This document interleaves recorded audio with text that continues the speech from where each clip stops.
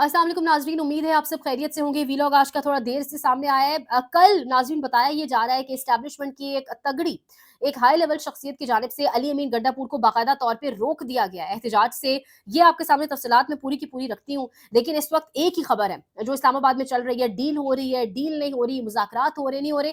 दो टोक ऐलान इमरान खान एक मरतबा फिर जेल से कर चुके हैं, फिर अभी उनका स्टेटमेंट सामने आए हैं। बहुत सारी स्टेटमेंट्स फैसल चौधरी उनके वकील ने आके सामने इमरान खान का पैगाम दिया। उन्होंने कहा है हमारे मुतालबात, यानी सबसे पहला मुतालबा मैंडेट की वापसी, दूसरा मुतालबा हमारे तमाम तर कैदियों की रिहाई, तीसरा मुतालबा मुल्क में कानून की यानी रूल ऑफ लॉ, कानून की हुक्मरानी।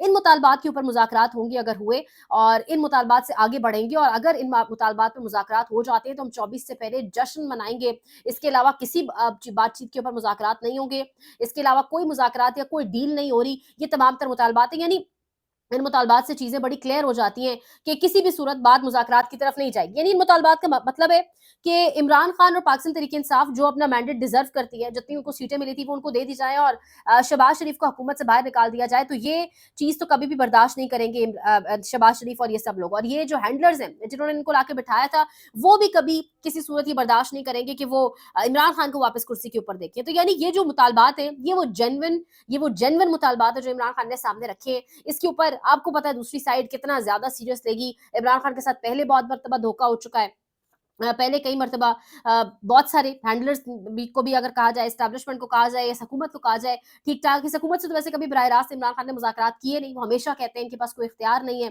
ये बच्चे हैं जो सिर्फ तालियां बजाने के लिए बच्चे होते हैं। तो वाकईतन बिल्कुल ठीक बात है। अब हुआ क्या है, अब यहाँ पर अगर आपको बताया जाए इन बच्चों के हवाले से, इमरान खान तो कह चुका है कि किसी तरह से भी डील या इस 3 मुतालबात के अलावा इनसे साइड पे या राइट लेफ्ट होके मुज़ाकरात नहीं होने।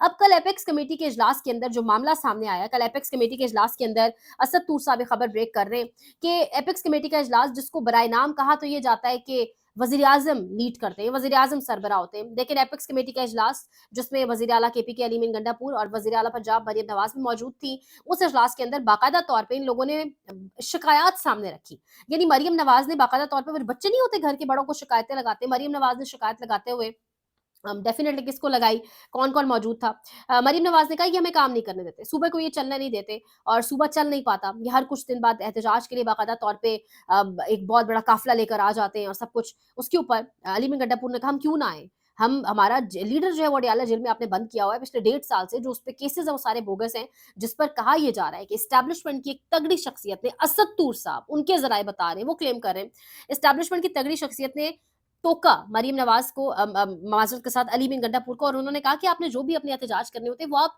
लोकल लेवल के ऊपर किया करें। मतलब इस तरह एहतजाज से सड़कें बंद और ये सब ना करें।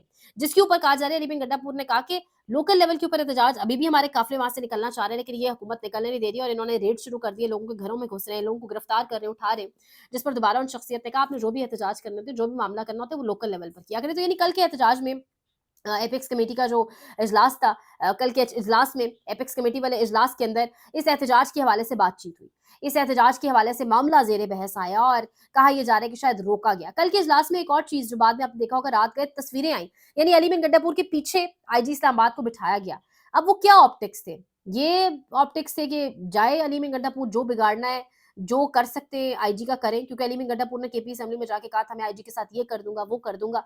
लेकिन बहरहाल कल एपेक्स कमेटी का इजलास वैसी बड़ी अहमियत इख्तियार कर गया था, क्योंकि 24 नवंबर इजलास, एपेक्स कमेटी इजलास में कुछ हो सकता है, ये वो, इस हवाले से बड़ी बातचीत चल रही थी। लेकिन अब बातचीत जो चल रही थी, अब उससे अंदर से निकलकर जो सामने आया, सत्तूर साहब क्लेम कर रहे हैं कि बाकायदा तौर पे एस्टैब्लिशमेंट की एक शख्सियत ने अली मीर गड्ढापुर को कहा कि जो एहतजाज भाई करने होते हैं वो लोकल लेवल के ऊपर किया करें, रोडे बंद नहीं किया करें।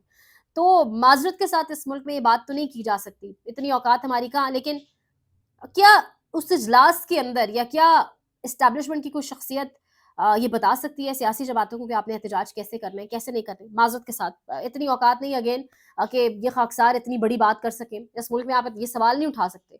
बेशक इसकी आईनी कानूनी तकाजे हैं, बनता नहीं है रोल, लेकिन अगर ये सवाल उठाया जाएगा तो उसके बाद एनीवेज।